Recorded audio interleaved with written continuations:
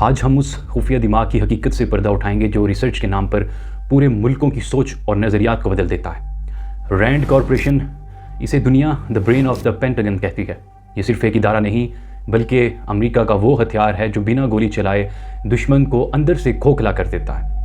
ان کا budget US department of defence اور CIA جیسے اداروں سے آتا ہے، اس لیے ان کا اصل مقصد ریسرچ نہیں بلکہ امریکن گلوبل ہیجمنی غلبے کو برقرار رکھنا ہے۔ رینڈ کارپوریشن کی حکمت عملی کو سمجھنے کے لیے ان کی سب سے خطرناک رپورٹ سول ڈیموکریٹک اسلام، جو کہ شیرل بینٹ اور بلڈنگ ماڈریٹ مسلم نیٹورکس کا مطالعہ ضروری ہے۔ ان رپورٹس میں وہ کسی دشمنی کا کھلا اظہار نہیں کرتے بلکہ سائیکولوجیکل وارفیئر، نفسیاتی جنگ کا سہارا لیتے ہیں۔ ان کا فارمولہ ہے مسلمانوں کو انہی کے ہاتھوں لڑاؤ۔ انہوں نے اسلام کو ماڈرنسٹ، سیکولرسٹ، ٹریڈیشنلسٹ اور فنڈامنٹلسٹ میں بانٹ دیا ہے۔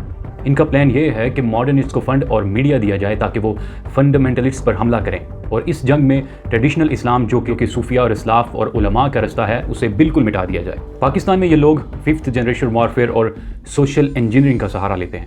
سائیکولوجیکل پہلو سے دیکھا جائے تو ان کا نشانہ آئیڈینٹی یعنی شناخت ہوتی ہے۔ جب ایک نوجوان کو یہ یقین دلا دیا جائے کہ اس کے باپ دادا کا دین جہالت یا شرک تھا تو وہ اپنی بنیاد سے کٹ جاتا ہے۔ پھر اس خالی ذہن میں رینڈ کارپوریشن اپنے مرضی کے آئیڈیاز بھرتی ہے۔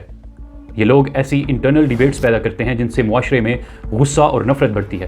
جب انجینئر جیسے لوگ اشتعال انگیز پرووکیٹیو الفاظ استعمال کرتے ہیں تو وہ دراصل لوگوں کو دماغ میں کوگنیٹیو ڈسوننس پیدا کرتے ہیں، یعنی وہ حالات جہاں انسان اپنے ہی عقیدے پہ شک کرنے لگتا ہے اور معاشرہ دو حصوں میں بٹ جاتا ہے۔ اس کارپوریشن کی رپورٹس میں صوفیزم کو لے کر ایک بہت گہرا تواضع رکھا گیا ہے جو کہ نہایت خطرناک ہے۔ شروع میں یہ لوگ صوفیزم کو پیسفل کہہ کر پروموٹ کرتے ہیں تاکہ جہاد جیسے جذبے کو ختم کیا جائے، لیکن ان کا مقصد اصلی صوفیزم نہیں بلکہ ایک نیوٹرلائزڈ اسلام ہوتا ہے۔ انہیں لگتا ہے کہ صوفیزم لوگوں کو متحد کر رہا ہے یا انہیں روحانی قوت دے رہا ہے، تو وہ ایسے ریشنلسٹ کا سہارا لیتے ہیں جو صوفیزم کو قبر پرستی، پیر پرستی اور شرک کا لیبل دے کر بدنام کرتے ہیں۔ صوفیزم کو برا دکھانے کے لیے یہ لوگ سائیکولوجیکل فریمنگ کرتے ہیں۔ وہ صوفیزم کو صرف دھمال یا رسم و رواج تک محدود دکھاتے ہیں تاکہ پڑھا لکھا نوجوان اسے ان سائنٹیفک اور illogical سمجھ کر چھوڑ دے۔ مرزا جیسے لوگ جب صوفیہ کرام کی کتابوں سے ادھوری باتیں نکال کر مذاق اڑاتے ہیں تو وہ دراصل اس روحانی مرکز کو نشانہ بنا رہے ہوتے ہیں جس نے صدیوں سے اس خطے کو متحد رکھا تھا۔ جب آپ صوفیزم کو گرا دیتے ہیں، آپ دلوں سے عشق رسول صلی اللہ علیہ وسلم اور ادب کا عنصر نکال دیتے ہیں اور اس کی جگہ ایک خشک اور بحث پرست آرگومنٹیو مذہب لے کے آتے ہیں جو دشمن کے لیے کبھی خطرہ نہیں ہوتا۔ ان فسادات کو پھیلانے میں ٹیکنالوجی کا بڑا ہاتھ ہے۔ سوشل میڈیا کے الگوریدمز انہی ویڈیو کو پش کرتے ہیں جو شدید اختلاف پیدا کریں۔ انجینئر کی کلپس اس لیے وائرل ہوتی ہیں کیونکہ وہ کنٹروورسی پیدا کرتی ہیں۔ رینڈ کارپوریشن جانتی ہے کہ پاکستانی قوم فروئی مسائل، چھوٹے اختلافات میں الجھ کر ایک دوسرے کو کافر، مشرک کہتی رہے گی، وہ کبھی بھی دشمن کی اسٹریٹجک مووز کو نہیں سمجھ پائے گی۔ یہ لوگ ہماری کولیکٹیو انٹیلیجنس کو ختم کر کے ہمیں انڈیویجولسٹک، خود پسند بنا دیتے ہیں، جہاں ہر شخص اپنے آپ کو بڑا محقق، ریسرچر سمجھنے لگتا ہے اور اپنے ہی علماء کی تحقیر کرنے لگتا ہے۔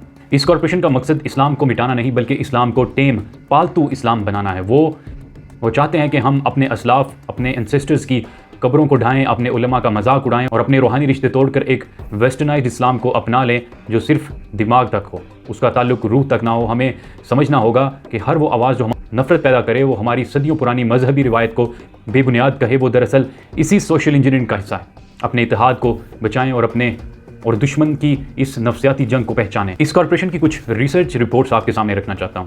سب سے پہلی رپورٹ کا حوالہ سول ڈیموکریٹک اسلام جو کہ شیرل بینٹ نے لکھی تھی۔ اس رپورٹ کے صفحہ نمبر 24 اور 37 پر صاف لکھا ہے کہ ٹریڈیشنلسٹ صوفی علماء کو فنڈامنٹلسٹ کے خلاف کھڑا کرو، لیکن ان کے اندھیروں والے عقائد، میریکلز، شرائنز کو ماڈرنائز کرنے کے لیے ایسے تھنکرز کو پروموٹ کرو جو ان چیزوں کو پرانا اور غلط ثابت کریں۔ اس کارپوریشن کا مقصد یہ ہے کہ پہلے جعلی صوفیوں کو استعمال کر کے ریڈیکل گروپس کو دبایا جائے، اور جب وہ دب جائیں تو صوفیزم کے اوپر ایسے ریشنلسٹ یا ماڈرنسٹ اسکالرز جیسے کہ مرزا اور غامدی جیسے دیگر سوشل ریفارمرز کو بٹھایا جائے جو صوفیزم کی روحانیت اور کرامات کا مذاق اڑائیں تاکہ دین صرف ایک خشک سوشل کانٹریکٹ بن کے رہ جائے۔ دوسری رپورٹ، بلڈنگ ماڈریٹ مسلم نیٹورکس۔ اس رپورٹ کی ایگزیکٹو سمری میں رینڈ نے یہ اسٹریٹجی دی ہے، ہمیں ایسے پارٹنرز ڈھونڈنے ہیں جو ہماری ویلیوز، ویسٹ کی ویلیوز کو اسلامک لینگویج میں پیش کر سکیں۔ اس کا نفسیاتی پس منظر اگر دیکھیں، ان کا طریقہ کار یہ ہے کہ جب کوئی شخص قرآن اور حدیث کا نام لے کر ٹریڈیشنل علماء اور صوفیہ کو شرک اور بدعت کے فتوے دیتا ہے تو عام نوجوان کو یہ لگتا ہے کہ یہ تو اصل دین کی بات کر رہا ہے، لیکن پیچھے سے دشمن کا مقصد یہ ہوتا ہے کہ آپ کے اپنے اسلاف دینی نظام سے اعتماد اٹھ جائے۔ جب ٹرسٹ ٹوٹتا ہے تو آپ ذہنی طور پر انارکی کا شکار ہو جاتے ہیں۔ تیسری رپورٹ، صوفیزم کو برا کیسے بناتے ہیں۔ رینڈ کی یہ ریسرچ بتاتی ہے کہ صوفیزم ختم کرنے کے 2 طریقے ہیں۔ نمبر 1، طاغوت پریمیٹیو لیبلنگ، صوفیزم کو ان سائنٹیفک، لوجیکلی ویک اور قبر پرستی کہہ کر پروموٹ کرنا۔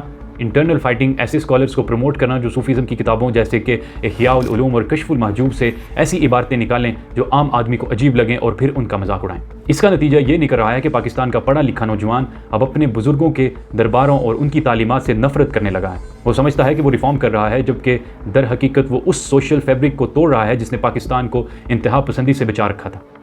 تو یہ تمام تر اس کارپوریشن کے کارنامے ہیں جو کہ پاکستان میں انتہا پسندی، فرقہ واریت، اناپرست، دیگر تمام مذہبی فسادات پیدا کرتے ہیں۔